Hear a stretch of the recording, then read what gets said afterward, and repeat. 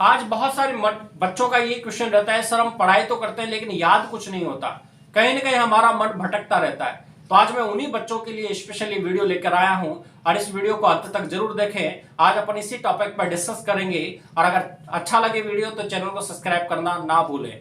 तो आज बात करते हैं सबसे बड़ा, पढ़ाई में मन क्यों नहीं लगता। पढ़ाई में मन नहीं लगने के बहुत सारे कारण हैं। आज मैं आपको मोटे मोटे कारण बताऊंगा और उस साथ में निवारण भी आपको जरूर बताऊंगा।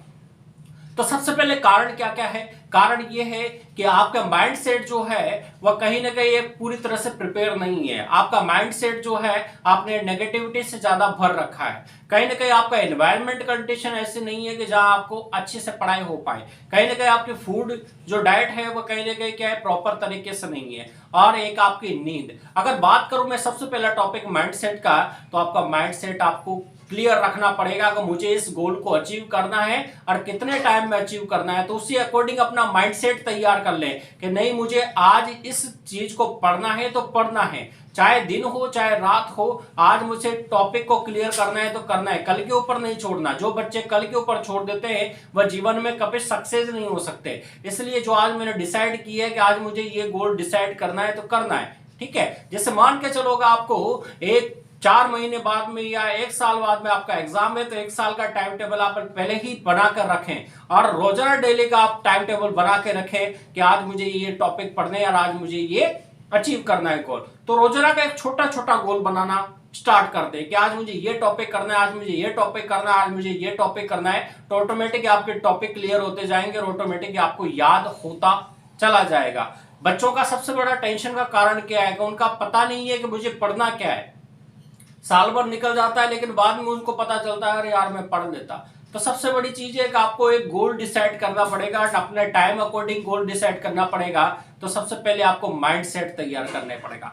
दूसरी बात आती है कि आपको कहीं ना कहीं पीसफुल एनवायरनमेंट की बहुत ज्यादा जरूरत है और बहुत ज्यादा आपको जब स्ट्रेस फील हो जाता है तो एकांत में आपको रहना ज्यादा पसंद है। तो भीड़ वाले इलाकों में आप बिल्कुल रहना छोड़ दें। अगर आपका रूम या आपका कमरा जहां पर आप स्टडी करते हो अगर वो किसी भीड़ भाड़ वाले इलाके में है तो कम से कम उस रूम को वहां से छोड़कर किसी एकांत जगह में जाओ, थोड़ा पीसफुल माहौल में जाओ। तो आपको कहीं ना कहीं क्या होगा, स्ट्रेस कम हो जाएगा।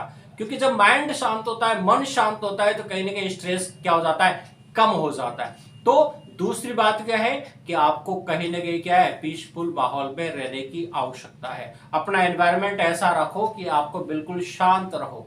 जब शांत रहोगे तो चीजें आपको याद हो जाएगी। तीसरी बात है आपकी फूड चेन। फूड चेन का मतलब आपकी डाइट बिल्कुल प्रॉपर होनी चाहिए।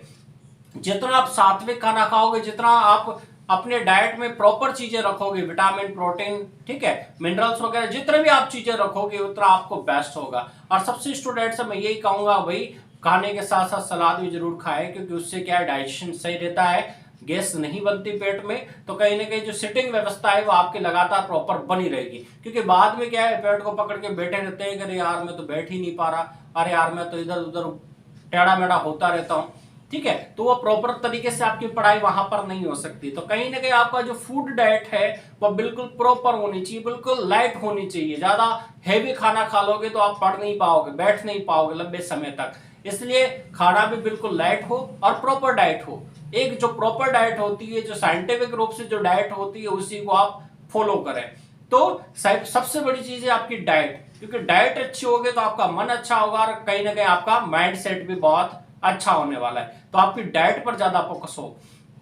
तीसरी बात आती है कि आपको क्या है, कहीं ना कहीं क्या होना चाहिए, आपकी पढ़ाई में बहुत ज्यादा रुचि भी होनी चाहिए। क्योंकि जिस टॉपिक में आपकी रुचि होगी वो टॉपिक आपको जल्दी याद हो जाएगा। और जिस टॉपिक में आपकी रुचि कम होती है तो पहले उन टॉपिकों को उठाकर पढ़ो जिसमें आपकी रुचि है। तो कहीं ना कहीं आपका माइंड सेट एक ऐसा बन जाएगा कि उसको लगेगा कि नहीं यार ये चीजें मुझे याद हो रही है, याद हो रही है। तो जब आपका एक पर्टिकुलर एक बैलेंस बन जाएगा हर चीज में, तो आपको टफ चीजें भी याद होना प्रारंभ हो जाएगी। तो कभी भी किताबों को, टफ किताबों को लेकर पहले ना बैठे, पहले उन्हीं टॉपिकों को सोल्व करें जो बिल्कुल इजी है। और अपनी टेबल पे कहीं ना कहीं बहुत सारी किताबें फैलाकर ना रखें, क्योंकि कहीं ना कहीं बहुत सारी किताबें आप जब फैला के रखोगे तो ऑटोमेटिक आपको टेंशन क्रिएट होगी, आपको डिप्रेशन क्रिएट होगा कि यार इतनी किताबों को मैं कैसे पढूं। तो हमेशा जब भी पढ़ें तो अपनी टेबल पर सिर्फ जिस किताब को आप पढ़ने वाले हैं उसी किताब को पढ़ें और उसी के साथ साथ उसके नोट्स बनाते हुए चलें। तो ऑटोमेटिकली जैसे जैसे आपकी किताबें पूरी होती जाएगी तो कहीं ना कहीं कॉन्फिडेंस डेवलप होगा कि मैं इस चीज को अचीव कर सकता हूं। तो ये सारी चीजें हैं जो कहीं ना कहीं आपके गोल को अचीव करने में आपकी मदद करेगी और आपको बहुत अच्छा एक रिजल्ट मिलने वाला है। तो टेंशन थोड़ा क्रिएट करना कम करें, उन दोस्तों से भी दूरी बनाए जो आपको लगातार क्या देते हैं, नेगेटिविटी देते हैं। नेगेटिव वाले लोग कभी भी आपका अच्छा नहीं चाहते।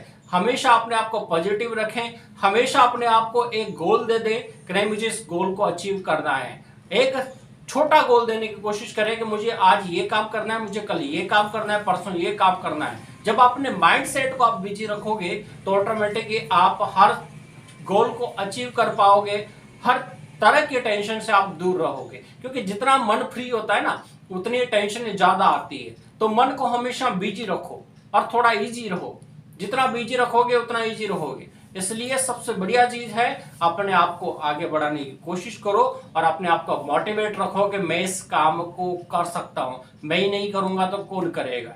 ठीक है, इसीलिए आपको बहुत अच्छी बात है कि आप अपने गोल माइंड को एक माइंड सेट बनाकर आप काम करोगे तो ऑटोमेटिक आपकी सक्सेस हुई पड़ी है।